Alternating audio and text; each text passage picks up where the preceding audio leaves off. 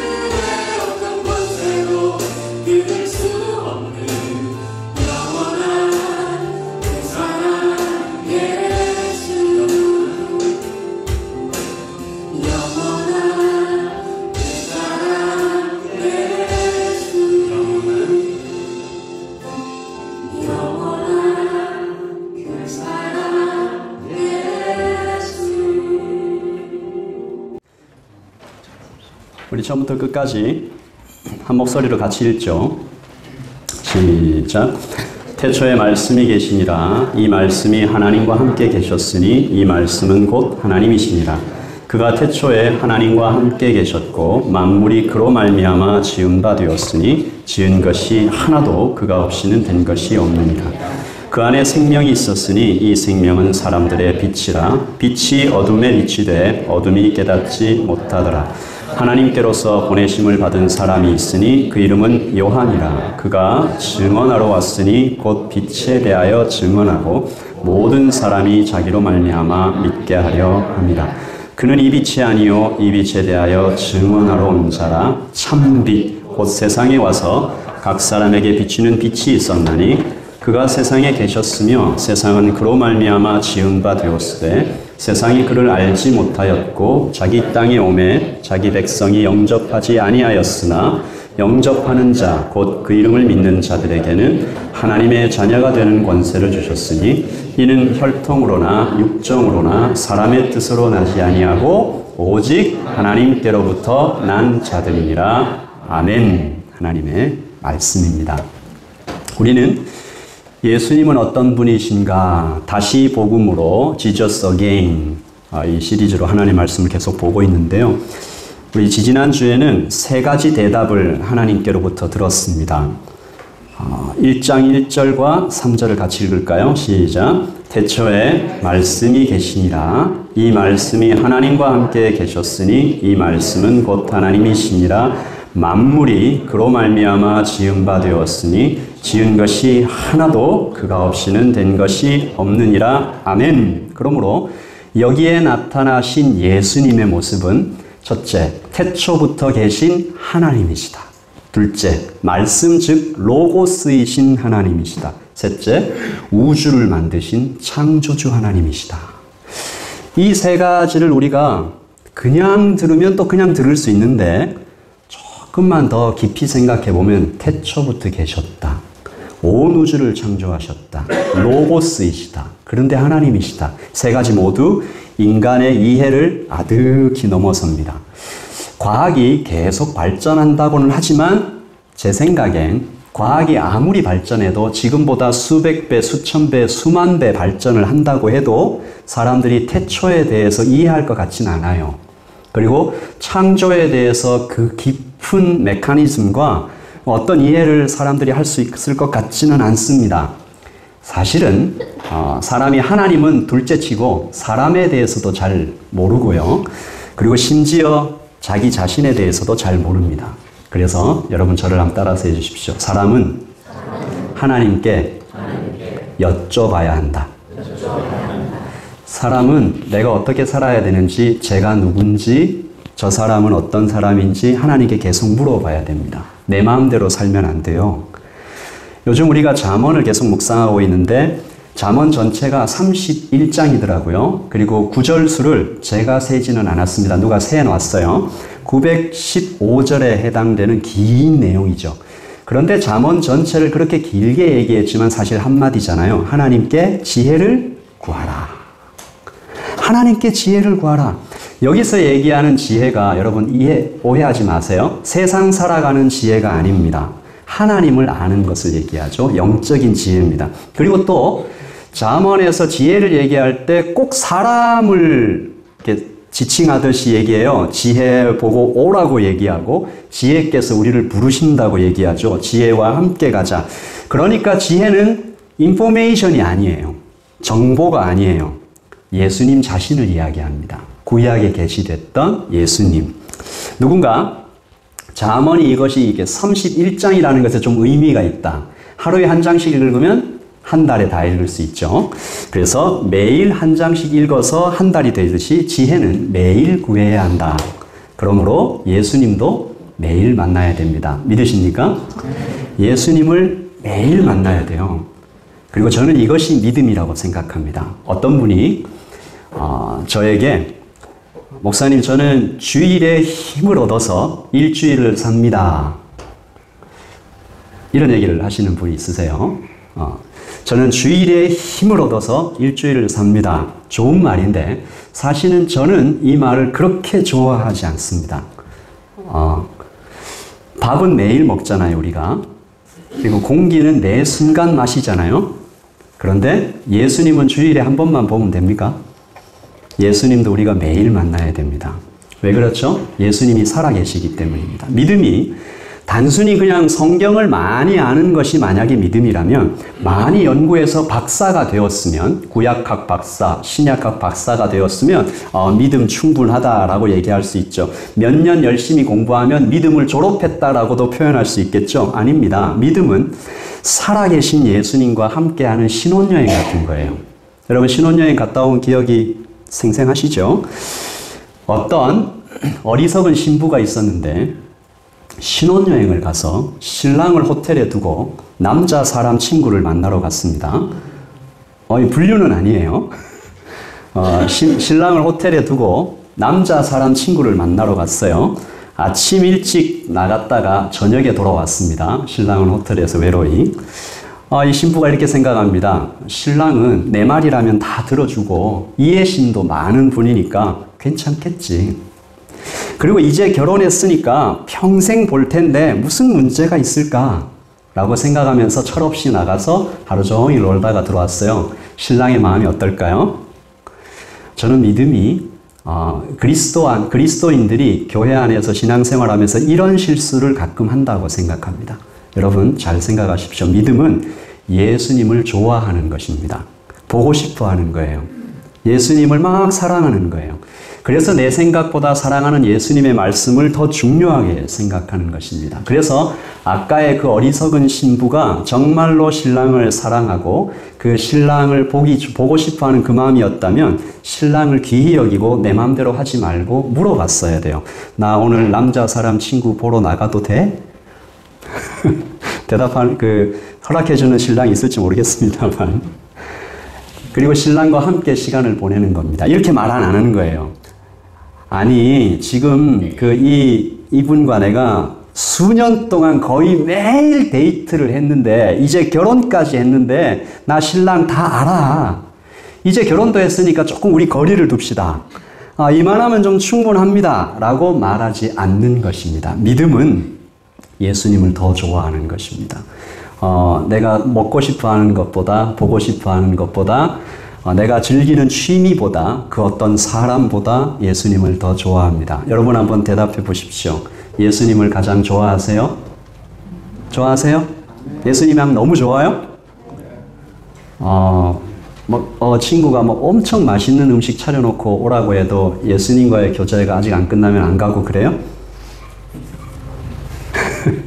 아니면 여러분이 나 예수님 누구신지 다 알아. 예수님 오셨지. 그래, 예수님 죽으셨지. 그리고 부활하셨지. 지금 내 안에 계신다고 하니까 이 정도면 알면 되는 거 아닌가? 근데 잘 느껴지지는 않아.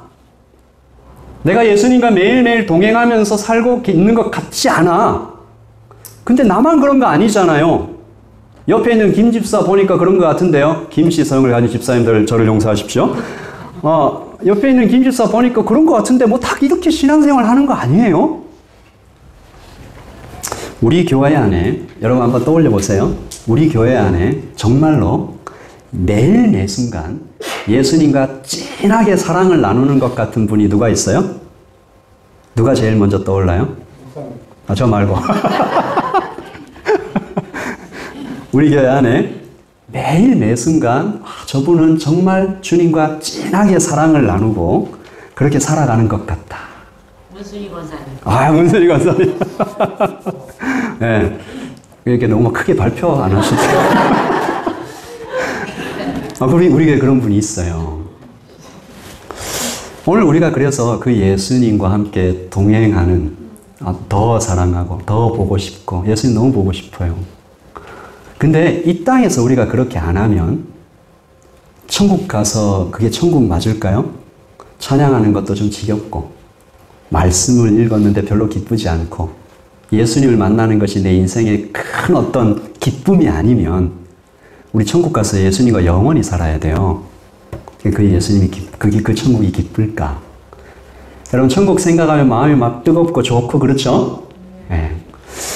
우리는 오늘 예수님을 생각해요. 태초부터 계시는 하나님, 우주를 만드시고 또 나를 만드신 하나님께서 이 땅에 사람으로 오신 이유가 뭘까? 그래서 우리가 이 질문에 대답하기 위해서 지난주에 이 창조의 시간으로 좀 건너가 봤잖아요. 우리 한 번 더 건너가 봐요. 태초에 시간도 없었고 공간도 없었을 때 Father, Son and Holy Spirit. 그래서 성부, 성자, 성령 하나님께서 가장 완벽한 트리니티, 삼위일체로 계실 때 성부 하나님께서 어느 순간, 이 시간이 없었을 때니까 이걸 순간이라고 표현하는 게 좀 이상하긴 한데 성부 하나님께서 어느 때에 창조를 결심하세요. 그리고 이 삼위일체가 가지신 그 충만한 사랑을 막 쏟아부을 한 존재를 생각하신다고요. 사람이잖아요. 그리고 이것은 제 생각이지만 바로 그때 성부 하나님께서 온 우주를 창조하시고 사람을 짓겠다라고 생각하실 때, 이건 제 생각이에요. 성자 하나님, 즉 우리 예수님께서는 자신의 죽음을 준비하셨을 것 같아요. 영원보다 영원 전에. 우리 여기에 대해서는 한번 나중에 더 깊게 살펴볼 기회가 있을 텐데, 그래서 창세기 1장에 창조가 확 시작되지 않습니까? 빛이 있으라, 하늘이 있으라, 땅이 있으라, 바다가 있으라, 식물과 동물의 순서로 창조가 없었던 것들 무에서 유로 막 진행이 되어 나가다가 그 창조의 끝, 마지막 클라이막스에 방금 우리가 함께 얘기했던 창세기 1장 26절 같이 읽어보죠. 하나님이 이르시되 우리의 형상을 따라 우리의 모양대로 우리가 사람을 만들고 Let us make man in our image. God image. Image of God. 하나님의 이미지를 따라서 사람을 만들자. 그리고 그 사람을 만들고 나서 이렇게 얘기하시죠. 그들로 바다의 물고기와 하늘의 새와 가축과 땅과 땅에 기는 모든 것을 everything let them rule over all the creation. 이 모든 것을 다스리게 하자. 이거 다시 말하면 뭐예요? 사람을 왕으로 지으셨다는 얘기입니다. 하나님 바로 밑에 있는 그 왕으로 지으셨다는 거죠. 그러니까 창조의 중심에는 누가 있다? 사람이 있었습니다. 사람을 중심으로 우주가 창조돼요. 사람의 설계도 자체가 하나님 자신이었고 우주는 인간공학적으로 디자인되었습니다. 사람이 살기 가장 좋은 이 환경으로 우주가 디자인되었죠. 가장 살기 좋은, 행복하게 살 수 있도록 우주가 만들어지고, 그리고 이때 하나님은 당신을 계시하실 때 동산을 거니시는 하나님, The Lord God walking in the garden. 에덴 동산을 이렇게 막 거니시면서 뭐 하셨죠?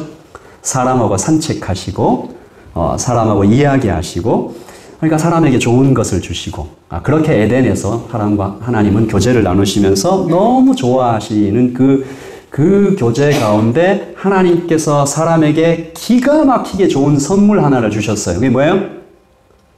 자, 이렇게 얘기하면 누군가 하와 이렇게 대답할 것 같았어요? 네, 아닙니다. 물론 그것도 좋은 선물인데 사람에게 주신 가장 좋은 선물은 선악과였습니다. 자유의지, free will. 하나님을 거절할 수 있는 자유. 하나님을 이렇게 말해서 굉장히 죄송한데 하나님을 버릴 수 있는 자유를 상징하는 선물을 거기 두셨어요. 이 선악과는 이렇게 말하는 겁니다. 사람한테. 선악과가 진짜 말을 하진 않지만 사람에게 이렇게 말하는 거예요. 너는 내 사랑이야. 너는 로봇가 아니야. 내 명령에 반드시 복종해야 하는 어떤 물건이 아니야. 나는 너를 여기에서 못 나가게 가두거나 묶어두지 않을 거야. 너에겐 언제든지 떠날 자유가 있어. 나는 네가 그 모든 자유가 있음에도 불구하고 나를 끝없이 사랑하는 그 관계로 나하고 있고 싶어. 그런데 사람이 그 하나님을 탁 거절하고 하나님 가슴에 못 딱딱 박고 선악과를 따먹은 아담이 하나님께 굉장히 무서운 말 한 거 기억나세요? 뭐라고 얘기했어요? 하나님이 나타나가지고 그 아담에게 너 왜 그랬어? 어디 있어? 왜 그랬어? 라고 물을 때 아담이 했던 말 기억하십니까? 당신이 내게 준 그 여자가 속여서 이렇게 얘기했어요. 이 한마디로 아담은 하나님 욕보이고 아내한테 완전히 그냥 이렇게 되고 당신이 내게 준 저 여자 때문에 이렇게 됐다.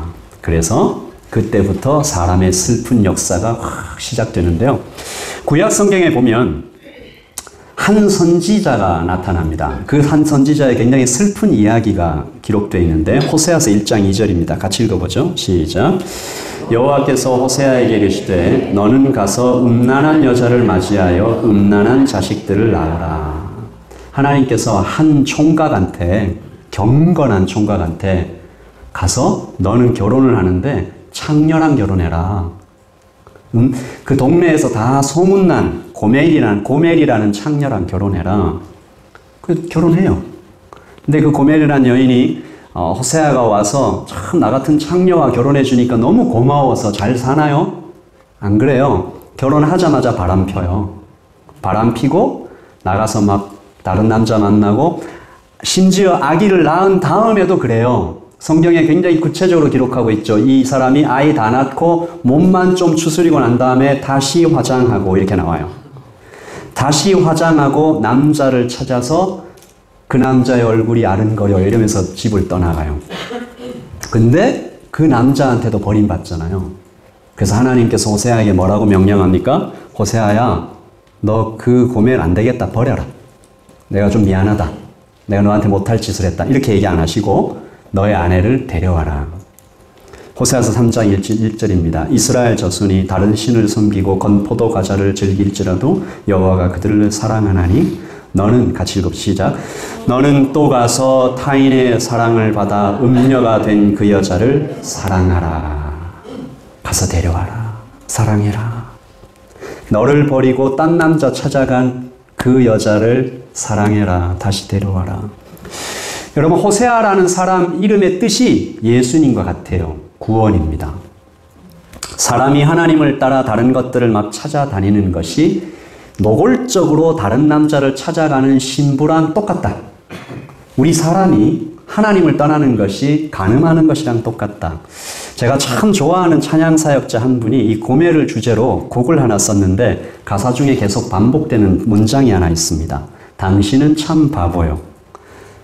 날마다 당신 떠나는 사랑받을 가치도 없는 나 같은 사람 사랑하는 당신은 바보요. 이렇게 돼 있어요. 당신을 떠날 때마다 나를 찾아와 다시 품어주시는 당신은 참 바보요. 하나님 보고 하는 얘기잖아요. 여러분, 이것이 창조 때부터 지금까지 계속 되고 있는 하나님의 사랑입니다. 그리고 그 사랑이 극치에 달하면 호세아 보내셨다가 모세 보내시고 아브라함 보내시고 꿈에 나타나시고 구름 기둥, 불 기둥 좋은 거 다 주시다가 극치에 이른 게 뭐예요? 하나님이 직접 오신 겁니다. 그것이 바로 예수님입니다. 오늘 말씀이 그 감격적인 현장을 이렇게 기록하죠. 1장 14절이죠. 같이 읽겠습니다. 말씀이 육신이 되어 우리 가운데 거하시매 우리가 그의 영광을 보니 아버지의 독생자의 영광이요 은혜와 진리가 충만하더라. 아멘. Logos became flesh. 말씀이 육신이 됐다. 사람이 됐다. 로고스로 오신 그 하나님이 사람의 몸을 입고 이 땅에 오셨다. 이게 유대인들한테 정말 안 받아들여지는 거예요. 유대인들이 하나님을 얼마나 경외합니까? 그들이 많이 실수하고 넘어지긴 했지만 그들은 적어도 하나님께서 살아계시다라고 믿고 그 하나님을 두려워하던 사람들이었는데요. 이분들이 하나님의 이름, 이 이름을 함부로 내 입에서 부르지 않기 위해서 아도나이라고 바꿔서 불렀어요. 무슨 말이에요? 주님, 이 말이잖아요. 그 하나님의 이름을 이렇게 부르는 것을 너무 이렇게 이게 어렵고 하고 무겁게 생각하고, 이분들이 성경을 기록할 때 하나님이라는 단어가 나오면 붓딱 내려놓고 다시 목욕하고 옷 갈아입고 정결회식을 하고 와서 떨면서 하나님의 이름을 썼다는 그런 기록도 있어요. 그만큼 이분들은 지상 최고의 성전을 짓고 가장 아름다운 시와 노래로 하나님을 예배했다는 사람들이니까 요한복음 1장에서 Logos became flesh, 말씀이 육신이 되었다라고 얘기하니까 너무 정신을 차리기 힘들 만큼 충격적인 선언으로 받아들여지는 겁니다. 하나님께서 어떻게 사람이 되시지? 그리고 나 같은 이 불완전한 인간이 되시는 것은 상상할 수 없는 일이어서 어떤 유대인들은 막 분노하고 어떤 이들은 몸을 떨면서 막 욕하고 블라스페미, 신성모독이다. 그래서 예수님을 십자가에 못 박습니다. 십자가에 못 박아라. 여러분, 이렇게 그냥 예수님의 스토리는 끝날 뻔했잖아요. 근데 이들이 완전히 변하는 한 시기가 있습니다. 언제입니까? 예수님 부활하시고 성령께서 이 땅에 임하셨을 때 그들의 영혼이 다 무너져 내리는데, 같이 읽으십시다. 사도행전 2장 37절이죠. 시작. 그들이 이 말을 듣고 마음에 찔려 베드로와 다른 사도들에게 물어 이르되 형제들아 우리가 어찌할꼬 하거늘. Brothers, what shall we do? 제가 예담교회 여러분의 목사로서 저는 매일 기도하는 한 가지의 제목이 있습니다. 우리 교회 성도님들이 이때 베드로 앞에서 고백했던 이 유대인들 같은 고백, What shall we do? 하나님, 저 어떻게 해요? 저 같은 사람을 구원해 주시고 이렇게 큰 은혜를 주셨는데 우리가 어찌할꼬? 너무 고맙고 너무 죄송하고 내 자신을 바라보니까 구원받을 만한 아무런 조건이 없는데 사랑받을 만한 아무런 자격이 없는데 나를 사랑해 주신 주님 앞에 나와서 너무 고마워하고 그래서 믿음은 다시 한번 예수님을 좋아하는 것입니다. 예수님을 너무 보고 싶어 하는 거예요. 나 만나고 싶어 하는 거예요. 그래서 믿음이 좋은 사람들은 내가 얼마나 낮고 하나님이 얼마나 높으신 분인지를 아는 겁니다. 그래서 그 사람들은 때때로 내가 창녀 고멜 같은 사람입니다 라고 고백해요. 이것을 모르는 사람은 이렇게 말합니다. 여러분 중에 이런 사람이 아무도 없기를 바라요. 내가 언제 예수님 보고 이 땅에 오시라고 했나? 내가 언제 당신 보고 나를 위해 죽어달라고 했습니까? 내가 언제 당신 보고 이 땅에 와서 그 고생을 하고 십자가에 매달려서 죽고 그 모욕을 당하라고 내가 언제 당신께 요청했습니까? 근데 왜 자꾸 나한테 와서 이런 헛소리를 하게 되는 사람들이 나타나는 것입니다. 교회 안에도. 오늘 우리가 읽은 요한복음에 그런 사람이 나오죠. 정확하게 똑같은 장면입니다. 1장 5절과 9절 읽어보십시다. 시작. 빛이 어둠에 빛이 돼 어둠이 깨닫지 못하더라. 참 빛, 곧 세상에 와서 각 사람에게 비치는 빛이 있었나니 10절입니다. 그가 세상에 계셨으며 세상은 그로 말미암아 지은 바 되었으되 세상이 그를 알지 못하였다. 아멘. 여기에 사도 요한은 두 가지 그림을 보여주죠. 캄캄한 어둠에 빛이 확 비치는데 어둠이 모르는 거예요. 여러분 생각이 어때요? 이거 불가능하다라는 생각이 들죠? 근데 그 다음에 더 무서운 장면을 보여줍니다. 11절입니다. 시작. 자기 땅에 오매 자기 백성이 영접하지 아니하였으나. 여러분 우리는 지금 왕이 다스리는 나라에서 안 살잖아요. 근데 그때는 로마 황제가 있었지 않습니까? 이 말은 굉장히 무서운 말이에요. 로마 황제가 글렌필드의 마이라기 베이에 방문을 했는데 사람들이 그 도시의 사람들이 엎드려 절하지 않으면 어떤 일이 생길까요?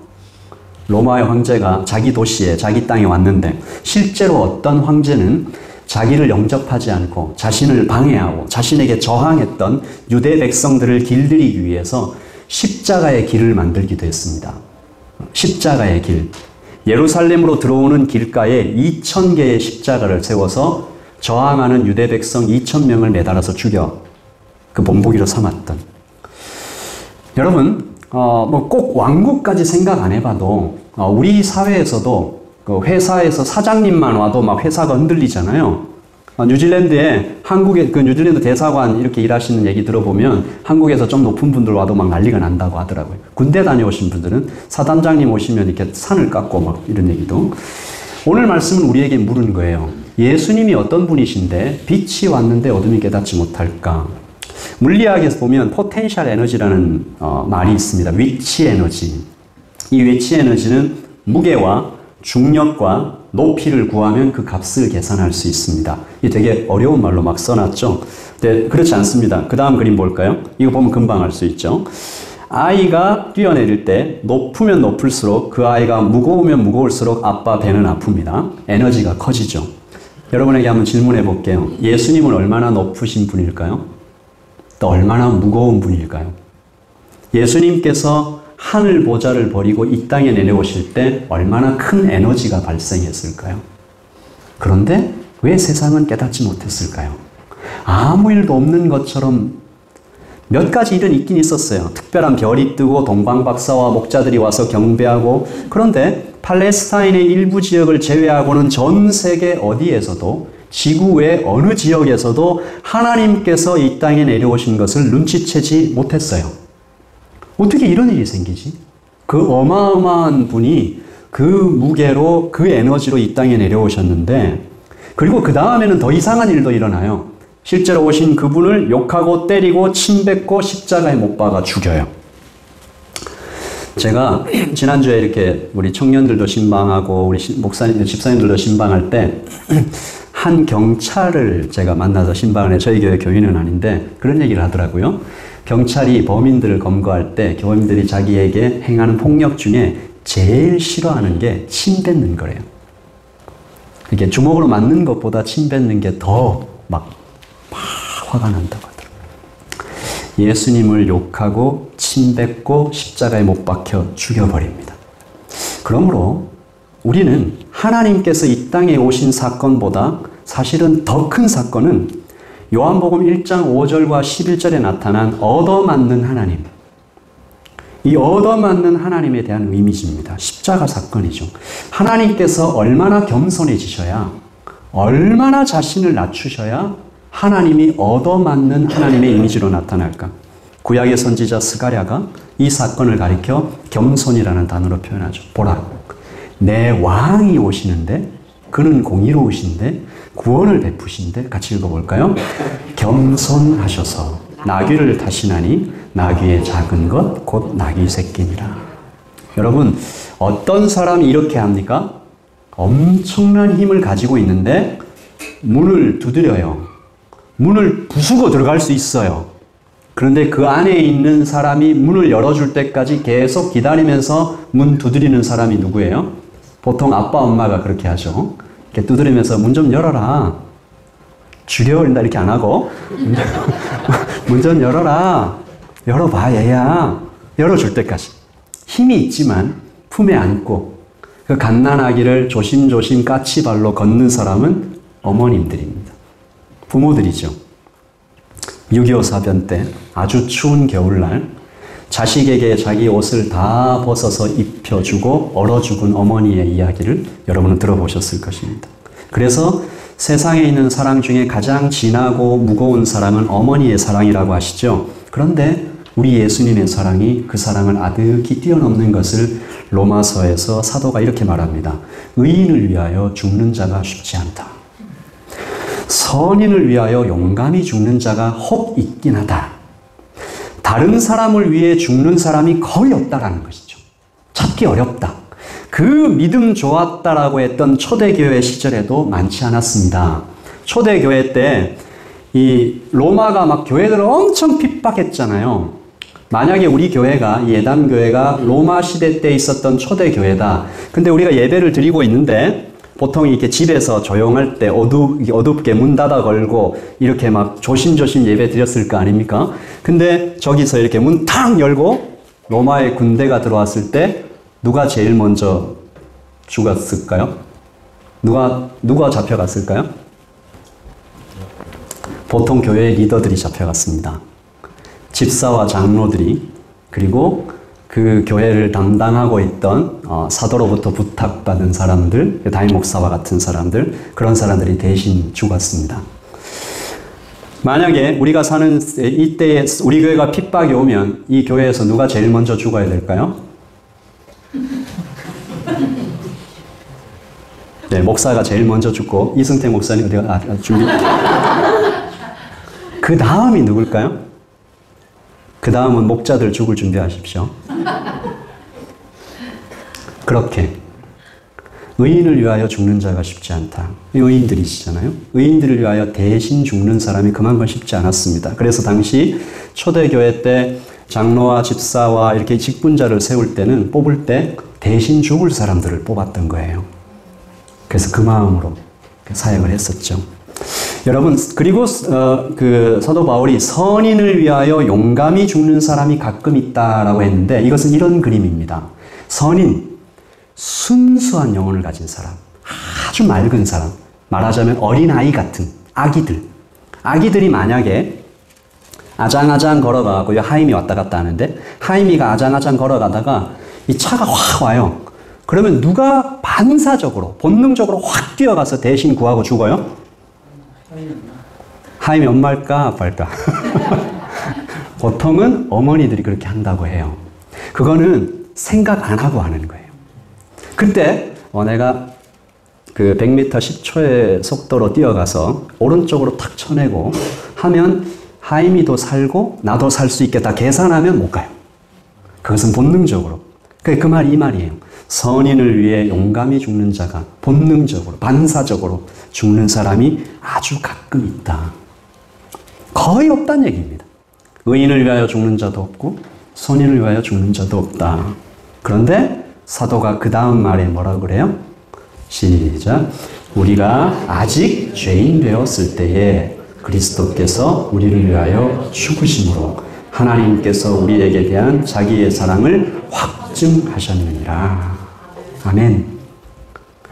의인을 위하여 죽는 사람도 선인을 위하여 죽는 사람도 없는데 우리가 아직 죄인 되었을 때에 이 말은 무슨 말이에요? 아무것도 모를 때, 다시 말해서 아까처럼 예수님에 대해서 말하는 사람들입니다. 누가 당신 보고 나를 위해 대신 죽어달라고 했습니까? 아, 나한테 오지랖 부리지 마시고 TMI 싫어합니다. 뭐 그런 얘기 계속 나한테 하실 필요 없으니까 나는 별로 관심이 없으니까 예수님 나한테 뭐 힘을 주시든지 돈을 주시든지 뭐 그런 거 주실 거 아니면 꺼져 주세요. 뭐 이렇게 얘기하는 사람들이죠. 우리가 아직 죄인 되었을 때라는 말은 우리 하나님 예수님께서 우리에게 무한한 은혜를 베풀어 주셔도 아무것도 모르는 거죠. 체코에서 만든 모스트라는 영화가 있습니다. 우리 잠깐 좀 볼 텐데 체코 말로 다리라는 뜻이거든요. 이것이 실화를 바탕으로 만들어진 영화인데 우리 잠깐 좀 보겠습니다.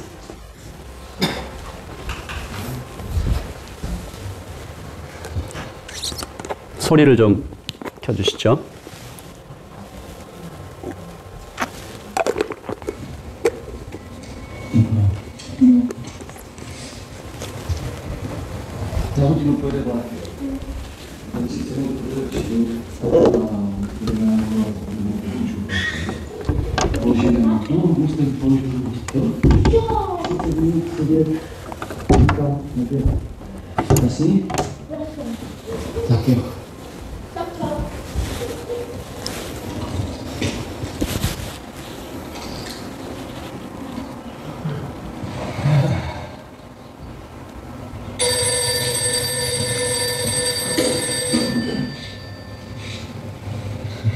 Jasne.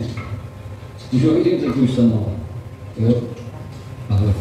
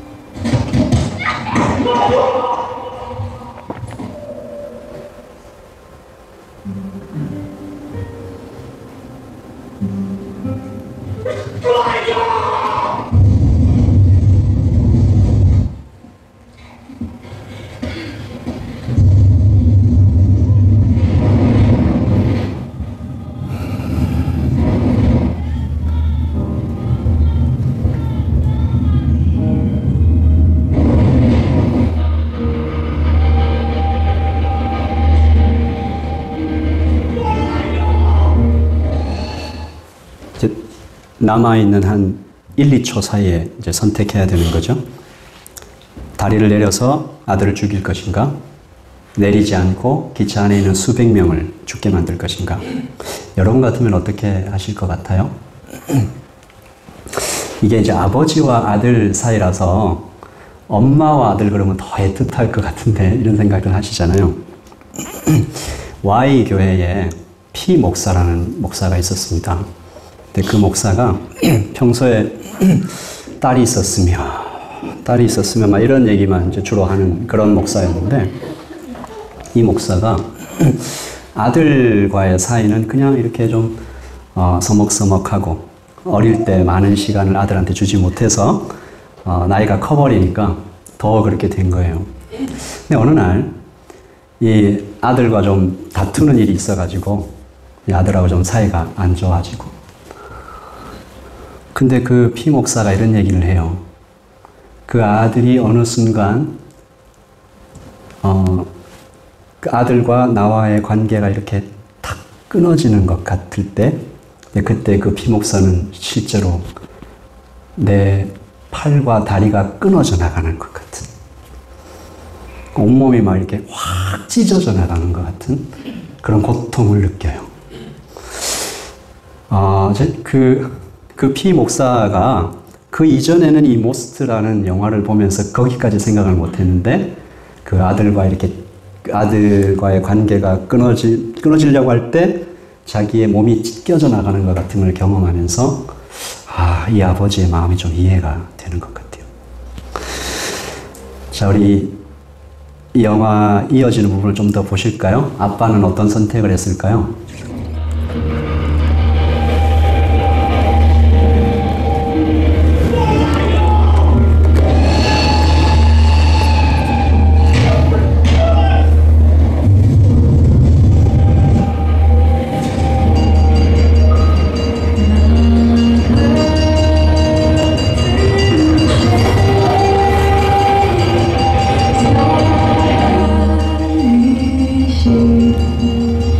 주의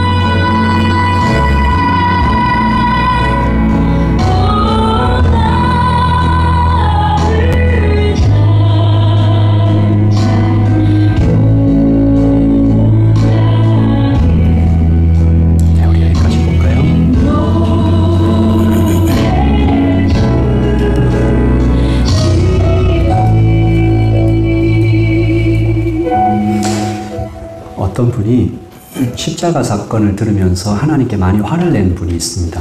아니 어떤 아버지가 아들을 죽으라고 이렇게 보내냐, 그리고 아들이 죽어가는데 아무것도 안 하고 그렇게 하냐라는 생각을 하면서 그 아버지가 좀 매정하다 그런 얘기를 했어요. 근데 그분이 아버지가 되어 보니까 그 아들을 내주는 아버지의 마음을 좀 이해하겠다라는 거죠.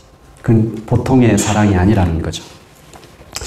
오늘 이 모스트 영화에 이게 굉장히 좀 작게 만든 거기 때문에 다 나타나지 않지만 여기 이 영화에 중요한 한 테마가 있습니다. 그림 한번 보여주시죠. 이 여인이 나오는데 이 여인이 마약에 중독되어 있고 그리고 이 기차 여행을 쭉 하고 나서 이제 스스로 목숨을 끊을 그런 생각을 하면서 이 기차를 타고 가고 있는 거죠. 실제로 기차 안에서도 이렇게 마약을 해요. 근데 이제 마약을 하려고 하는데 그 다음 사진. 이 아빠의 얼굴을 보는 거죠. 아니, 저 사람 왜 저렇게 통곡을 하고 있지? 이렇게 생각을 합니다. 저 아버지는 왜 나에게 어떤 말을 하는 것 같지? 그런 생각을 하면서 이 여인이 깊은 생각에 잠겨요. 여러분, 바로 이런 장면입니다. 당신들을 위해서 빛이 오셨는데 어둠이 깨닫지 못해요. 자기 땅에 왔는데 자기 백성이 영접하지 않아요. 이것이 우리가 보고 있는 복음입니다. 그러므로 오늘 우리가 읽은 말씀은 예수님에 대해서 한 가지 그림을 보여주시는데 겸손하신 왕입니다. 여러분, 빛이 되신 예수님은 이 땅에 올 때 어둠이 깨닫지 못할 것을 알고 오셨어요. 자기 백성이 영접하지 않고 오히려 때리고 죽일 것을 알고 있지만 그래도 오셨어요. 그래서 믿음은 고멜 같은 나를 위해 호세아 같은 예수님이 끝까지 사랑하다 대신 죽기까지 하셨다는 것을 아는 것을 믿음이라고 합니다. 그래서 믿음은 그 좋으신 예수님을 보고 싶어 하는 거예요.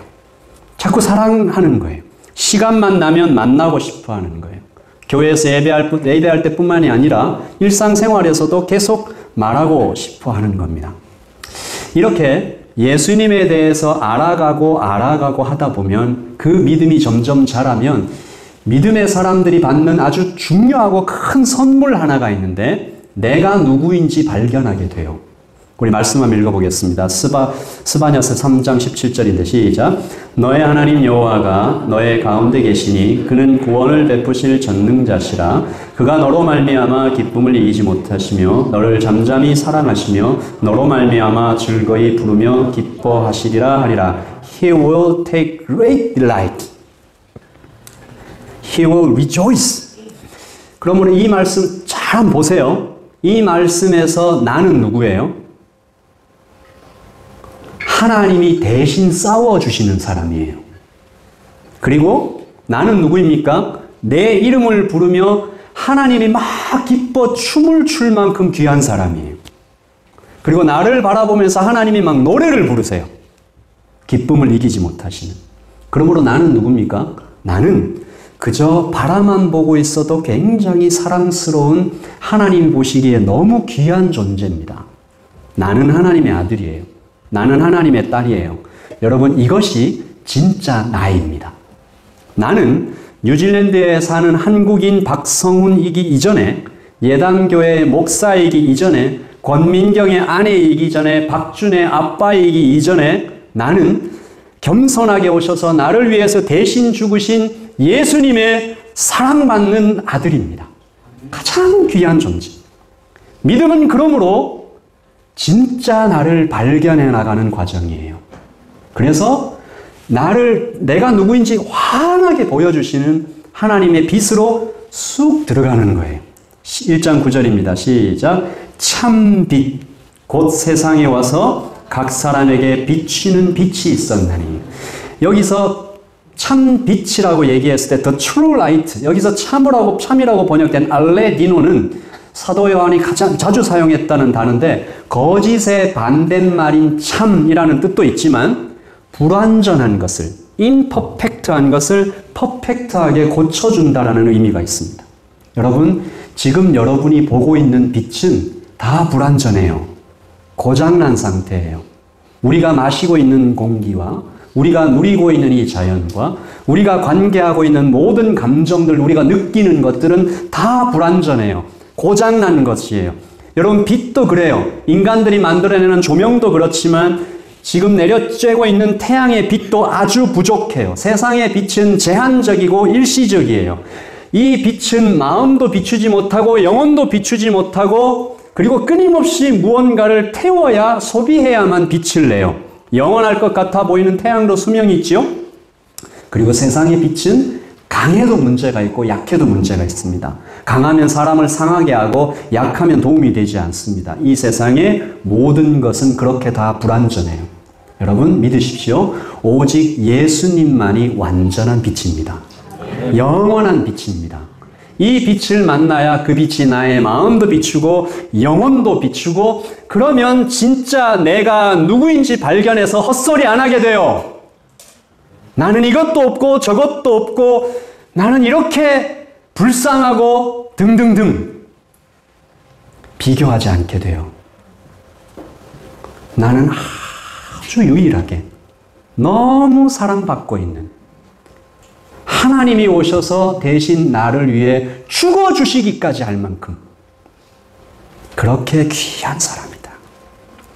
그래서 예수 그리스도의 이 빛이 사람을 비추시면 나는 새로워져요. 그래서 믿음은 예수님을 너무 좋아하는 것이고 너무 사랑하는 것인데 그 빛이 나에게 비치게 되면 여러분 달은 스스로 빛나지 않습니다. 태양은 스스로 빛나죠. 그래서 저는 믿음으로 걸어가는 그리스도인의 삶이 약간 보름달 같은 삶이라고 생각해요. 하나님이 확 비춰주시면 그 빛을 받아서 나도 환하게 비추는 그런 삶이라고 생각합니다. 믿음은 빛을 받아 나도 빛나게 되는 예수님과의 신혼여행 같은 것입니다. 여러분, 아까 마약 중독에 걸려 죽어가던 여인은 어떻게 됐을까요? 그 여인이 나중에 신문을 통해서든 아니면 어떻게든 그 아빠의 이야기를 들었을 것 아니겠습니까? 나를 위해서 죽은 그 아들과 나를 위해서 아들을 죽인 대신 죽게 한 아빠의 이야기를 들었겠죠. 그 여인이 뭐라고 했을까요? 내가 언제 당신 보고 나를 위해 아들을 죽이라고 했습니까? 라고 말했을까요? 그 열차에 탄 사람들은 다 뭐라고 했을까요? 내가 언제 당신 보고 그 아들 희생하라고 했습니까? 아니죠. 이 여인은 신비로운 한 감격에 휩싸입니다. 나를 위해 대신 죽은 아이가 있다. 그리고 나를 위해 아들의 목숨을 대신 내어준 아버지가 있다. 그 사랑의 빛이 이 여인을 깊이 비춥니다. 그리고 여인이 일어나죠. 그리고 그 아빠를 한번 찾아가요. 당신이 살려준 내가 이제 결혼도 하고 정상이 돼서 아이도 낳고 새롭게 살고 있어요 라고 말해줘요. 사진 한번 보실까요? 이렇게 변해서 아기를 안고 그 아버지를 찾아가죠. 그리고 그 아버지의 얼굴을 보여주실래요? 아버지가 이렇게 환하게 웃어요. 여러분, 그러므로 믿음은 그렇게 빛으로 오신 예수님께 감사하는 것입니다. 당신이 이렇게 얘기하지 않는 거예요. 그리고 그 사랑을 더 알기 원하는 것입니다. 온 힘을 다해, 온 마음을 다해, 목숨을 다해 나도 주님을 사랑하며 살기 원합니다 라고 말하는 것이 바로 믿음입니다. 믿음은 그 예수님을 더 사랑하고 더 좋아하고 더 보고 싶어 하는 것입니다. 기도할까요? 오늘 요한복음 1장은 가슴 아픈 이야기를 얘기하죠. 참빛, 곧 세상에 와서 비치는 빛이 있었는데 어둠이 깨닫지 못하더라. 그가 세상에 오셨는데 세상은 그로 말미암아 지은 바 되었는데 세상은 그를 알지도 못하고 자기 땅에 오셨는데 자기 백성이 영접하지도 않았더라. 그분은 참 겸손하신 분이고 나에게 사랑을 쏟아주시는 분이더라. 예수님 안에 생명이 있었으니 이 생명은 사람들의 빛이라. 오늘 예수님께서 우리에게 영접하는 자, 곧 그 이름을 믿는 자들에게는 하나님의 자녀가 되는 권세를 주셨으니 라고 말씀하십니다. 내가 하나님의 자녀된 것에 대해서 감사하십시다. 그리고 혹시 이 자리에 아직도 내가 하나님의 자녀가 된 것 같지 않은 사람, 난 아직 예수님을 잘 모르는 사람이 있다면 예수님, 나도 예수님을 더 알고 싶고 우주를 지으셨다는 그분에 대하여, 나를 위해 대신 죽어주셨다는 그분에 대하여 더 알기 원합니다. 알려주시고 믿게 해주시고 그 예수님과 함께 평생을 살아가게 해달라고 이 시간 같이 기도하겠습니다. 기도하십시다. 태초에 말씀이 계시니라. 이 말씀이 하나님과 함께 계셨으니 이 말씀은 곧 하나님이시니라. 그가 태초에 하나님과 함께 계셨고 만물이 그로 말미암아 지은 바 되었으니 지은 것이 하나도 그가 없이는 된 것이 없느니라. 그런데 빛이 어둠에 비쳤는데 어둠은 깨닫지 못하고 세상에 와서 자기 백성에게 찾아왔는데 자기 백성은 영접하지 아니하였더라. 주님, 우리가 그런 아버지 하나님 어리석은 자들 되지 않도록 우리를 찾아오신 주님께 감사합니다. 아버지 하나님, 오늘 예수님에 대해서 모르고 있는 형제와 자매들이 있다면 이 말씀, 영접하는 자, 곧 그 이름을 믿는 자들에게는 하나님의 자녀가 되는 권세를 주셨으니 라고 말씀하십니다. 이 아버지의 사랑, 아버지의 은혜, 상한 갈대를 꺾지 않으시는, 꺼져가는 등불 끄지 않으시는 우리 하나님의 은혜에 가까이 나아오는 예배되게 하여 주시옵소서. 하나님, 우리의 마음을 활짝 열어주시고 깊은 곳에 빛을 비춰주시기를 소원합니다. 더 알고 싶어하고 하나님 대화하고 싶어하는 믿음을 더하여 주시옵소서. 아버지 하나님, 세상의 어떤 즐거움보다 쾌락보다 하나님 나의 소유보다 예수님을 더욱 귀하게 여기는 우리 모두가 되기를 간절히 원합니다. 지금은 우리 주 예수 그리스도의 그 크신 은혜와 하나님의 사랑과 성령의 교통하심이 여기에 예수님을 사랑하고 예수님 안에서 내가 누구인지 발견하기 원하고 그 사랑을 옆 사람에게 전하기 원하는 여기 모여있는 모든 하나님의 백성들 머리 위에 지금부터 영원토록 함께 있을지어다. 아멘. 주님의 시선